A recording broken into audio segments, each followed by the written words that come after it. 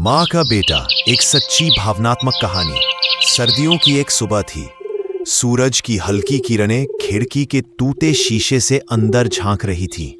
कमरे में एक अजीब सी खामोशी थी, वो खामोशी जो किसी तूफान के बाद आती है। राहुल धीरे धीरे उठा, चारपाई के किनारे बैठ गया और दीवार पर टंगी अपने पिता की फोटो को देखता रहा। उसकी आंखों में नमी थी। बस 2 दिन पहले ही उसके पिता ने दुनिया छोड़ दी थी। घर में अब बस 2 लोग बचे थे, राहुल और उसकी माँ गीता। गीता की आंखें सूज चुकी थी, मगर आंसू अब सूख चुके थे। उनके चेहरे पर एक थकान थी, जैसे जिंदगी ने उनसे सब कुछ छीन लिया हो। राहुल 12वीं में पढ़ रहा था। उसके पिता पहले एक छोटी सी फैक्ट्री में काम करते थे। वहीं एक दिन अचानक उनका हार्ट अटैक से निधन हो गया। उस दिन से राहुल के घर की रोशनी बुझ सी गई थी। पिता के जाने के बाद घर की जिम्मेदारी पूरी तरह गीता के कंधों पर आ गई। घर छोटा था, बस एक कमरा, टूटी खाट और एक पुराना स्टोव। किराया देना मुश्किल था, पेट भरने के लिए पैसे नहीं थे। गीता ने अपने दुख को अंदर दबाया। उन्होंने आस पड़ोस के घरों में बर्तन धोने और झाड़ू पोंछा करने का काम शुरू किया। सुबह 5 बजे उठती, नल से ठंडा पानी भरती और बिना कुछ खाए निकल जाती। राहुल माँ को देखता था और अंदर से टूट जाता था। वो चाहता था कि माँ आराम करे, पर वो खुद कुछ कर नहीं सकता था। स्कूल जाता पर मन नहीं लगता। किताबों के शब्द अब धुंधले लगने लगे थे। शाम को जब माँ घर लौटती तो उनके हाथ फटे होते और चेहरे पर थकावट झलकती। राहुल उनके पैर दबाता और कहता, माँ बस करो ना, मैं बड़ा हो जाऊंगा, तब आप कुछ मत करना। गीता मुस्कुरा देती, वो मुस्कान जो दर्द को छुपाती थी। आशा की किरण। एक दिन राहुल ने तय किया कि अब वो बैठकर माँ को यूं थकते नहीं देखेगा। स्कूल से लौटकर उसने स्टेशनरी की एक छोटी सी दुकान में जाकर पूछा, भैया शाम को थोड़ा काम मिल जाएगा क्या? मैं पढ़ाई के बाद मदद कर दूंगा। दुकानदार ने देखा, उसके कपड़े पुराने थे पर आंखों में सच्चाई थी। उसने कहा, आ जाया कर शाम को, ग्राहकों के बैग उठा देना और पैसे गिनने में मदद करना। राहुल की खुशी का ठिकाना नहीं रहा। अब शाम को वो दुकान में काम करता और रात को माँ के साथ खाना खाकर पढ़ाई करता। धीरे धीरे उसने बच्चों को ट्यूशन भी देना शुरू किया। 3 बच्चों को मैथ्स पढ़ाता था। राहुल अपनी कमाई माँ को दे देता। गीता उस पैसे को सावधानी से एक पुराने डिब्बे में रखती और कहती, बेटा, ये तेरे पिता की तरह मेहनत का पैसा है, इसे कभी बेकार मत करना।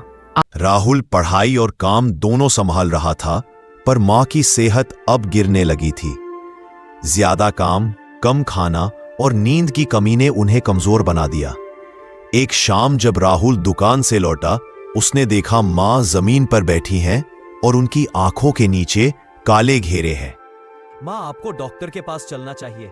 गीता मुस्कुरा दी। डॉक्टर को पैसे दूं या तेरा स्कूल का फॉर्म भरूं? राहुल कुछ नहीं बोला। उसके गले में कुछ अटक गया।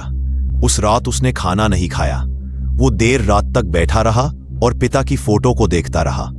उसके मन में एक ही बात थी, अब मुझे कुछ बड़ा करना ही होगा, चाहे जो हो जाए। अगले दिन से राहुल की दिनचर्या बदल गई। वो सुबह 5 बजे उठता, माँ को पानी लाकर देता, स्कूल जाता और शाम को दुकान पर काम करता। रात को वो बिजली की कमजोर रोशनी में पढ़ाई करता। एक दिन स्कूल के हेडमास्टर ने घोषणा की, जो बच्चे मेधावी है पर आर्थिक रूप से कमजोर है, उनके लिए छात्रवृत्ति का फॉर्म खुला है। राहुल के कान खड़े हो गए। उसने फॉर्म भरा और पूरा दिल लगाकर तैयारी की। हर दिन वो स्कूल के बाद सीधा लाइब्रेरी जाता और वहां किताबें पढ़ता।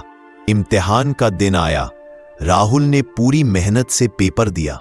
घर आकर माँ के पांव छुए और कहा, बस अब भगवान पर छोड़ दिया। परिणाम और खुशी। 3 हफ्ते बाद स्कूल में परिणाम आया। राहुल का नाम पहले स्थान पर था। उसे पूरी छात्रवृत्ति मिली। शिक्षकों ने ताली बजाई। घर पहुंचकर उसने माँ के पैर छुए और कहा, माँ अब आप काम मत कीजिए, मैं आपकी जिम्मेदारी संभाल लूंगा। गीता की आंखों से आंसू बह निकले, मगर इस बार वो आंसू खुशी के थे। तेरे पिता जहां भी होंगे आज तुझ पर गर्व कर रहे होंगे।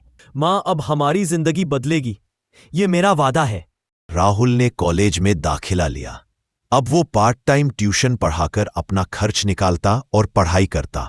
धीरे धीरे उसने गांव के छोटे बच्चों के लिए एक शाम की फ्री क्लास शुरू की, जहां गरीब बच्चों को पढ़ाई के साथ सपनों का हौसला मिलता। उसकी माँ अब दिन भर घर पर रहती, सिलाई कढ़ाई करती और उन बच्चों के लिए टिफिन बनाती। घर में अब पहले जैसी खामोशी नहीं थी। अब वहां बच्चों की हंसी, कॉपियों की आवाज और सपनों की गूंज थी।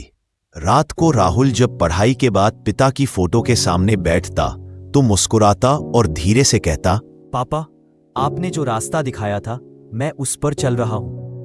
समाप्ति। एक सबक।